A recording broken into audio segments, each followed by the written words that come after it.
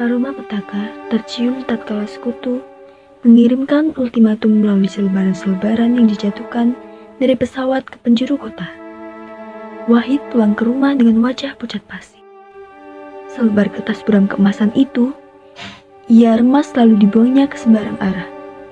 Ditatapnya Karti yang sudah memejamkan mata di atas alas kayu yang dingin dan keras.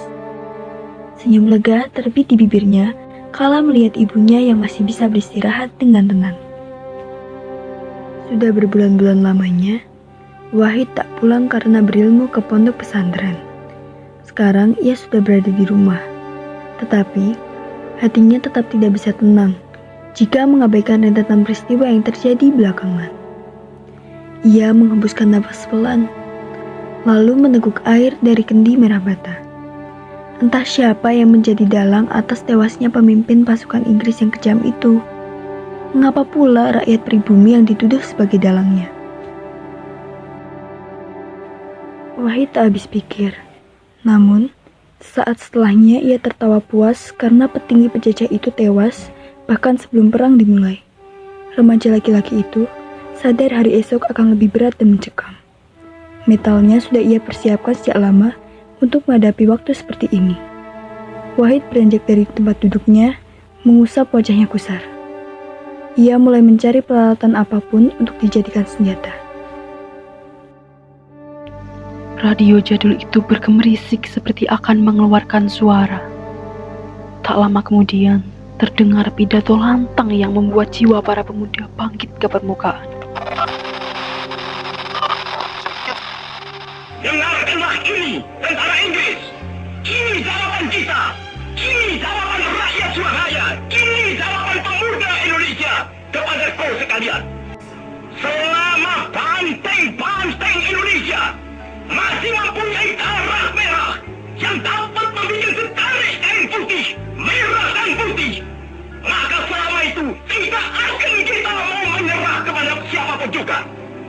Allahu Akbar, Allahu Akbar, Allahu Akbar, merdeka! Lalu suara gemerisik kembali terdengar dari saluran radio pemberontakan, menutup pidato dari seseorang yang Wahid kenal sebagai pejuang hebat itu, Bung Tomo. Wahid mendekat ke arah ibunya yang duduk di atas dipan kayu yang sudah reot. Tatapan Karti terlihat kosong setelah sayup-sayup mendengar seruan dari Bung Tomo. Rasa takut dan khawatir mulai menyelimuti hatinya. Wahid bisa merasakan itu. "Bu," panggil Wahid. Karti menoleh dan memunculkan senyum tipis. Ia memasang ekspresi seolah bertanya pada putranya ada apa. Terjadi hening sesaat, hingga Wahid dengan yakin meminta restu pada Karti. "Relakanlah anakmu ini agar bisa ikut membela bangsanya." Sambil terisak kecil, Karti membelai wajah putra bungsunya yang masih berumur 18 tahun kala itu. "Apakah kau mau menyusul jejak para abangmu, lalu meninggalkan ibumu yang lumpuh ini sendirian?" Sembari menggelengkan kepalanya, Wahid dengan lembut menggenggam tangan ibunya yang agak kasar. "Ibu, aku bukannya ingin meninggalkanmu. Hanya beberapa hari saja, sampai kaum penjajah itu angkat kaki dari kota ini. Aku memang tak berhak melarangmu membela bangsa ini. Baiklah, ku terima keputusanmu, tetapi tolong ingat ucapan ibumu. Jangan pernah kau lupakan Gusti Allah. Sertakan zikir di setiap langkahmu. Ibumu ini hanya bisa memohonkan keselamatan dari gubuk kecil ini. Semoga kita semua selamat dan merdeka dari belenggu penjajah yang mengekang kita selama ini." Pagi-pagi buta, Wahid berpamitan kepada ibunya untuk segera berangkat menyusul Kiai Abbas yang sudah berada di pondok pesantren bersama para santri lain. Sesampainya ia di sana, Kiai Abbas memerintahkan pemuda-pemuda untuk mengambil air wudhu dan meminum air yang telah diberi doa. Dilihatnya Kiai Abbas sudah siap dengan alat penumbuk padi serta tasbih yang digenggam di tangan kirinya. Para santri kompak menggunakan alas kaki bagia dan mengenakan sarung seperti akan beribadah. Di antara mereka, Wahid tahu ada mantan tentara Hizbullah yang sudah kenal dengan senjata perang karena mereka sudah pernah mendapat pelatihan. Dari kejauhan telah terlihat mobil-mobil besi yang berdiri kokoh. Tak lupa senapan yang sudah siap di tangan para tentara sekutu. Wahid berdiri di antara para santri yang berbaris sembari membawa bola-bola kecil yang berisi peledak. Atas kehendaknya sendiri, Wahid bersedia ikut berlari ke arah tank raksasa milik sekutu untuk menabrakkan diri bersama bola peledak yang dibawanya. Tunggu, langkah Wahid terhenti kala seorang laki-laki berusia 30-an menarik lengannya, menimbulkan raut wajah heran sekaligus geram, karena langkahnya tiba-tiba terhenti begitu saja. "Apa yang kau lakukan?" tanya Wahid sambil berdecak kesal. Bagaimana tidak kesal? Pasalnya pria yang bernama Jumat tadi benar-benar membuat dirinya terselip oleh puluhan santri yang menggebu-gebu berjuang mengalahkan sekutu.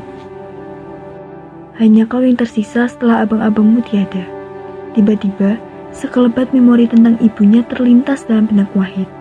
Ia bimbang sejenak, sampai suara itu kembali menginterupsi.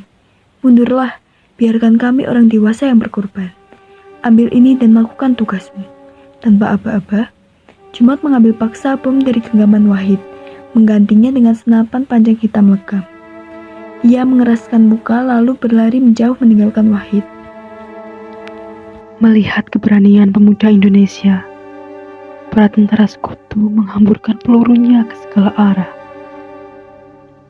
Wahid mempercepat langkah mencari tempat aman. Ia bersiaga menarik pelatuk dari senapannya kapan saja. Dilihatnya teman-temannya sudah berlumuran darah, terkena tembakan dari bersekutu. Tak terasa ia menitikkan air matanya. Dengan geram, Wahid menarik pelatuk senapannya ke arah para serdadu musuh yang masih berdiri kokoh.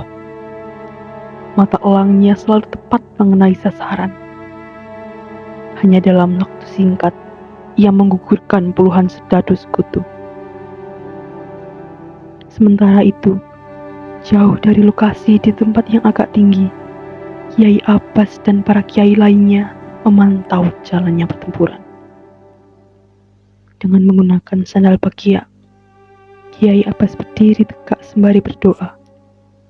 Beliau menengadahkan kedua tangannya ke langit dan keajaiban pun terjadi.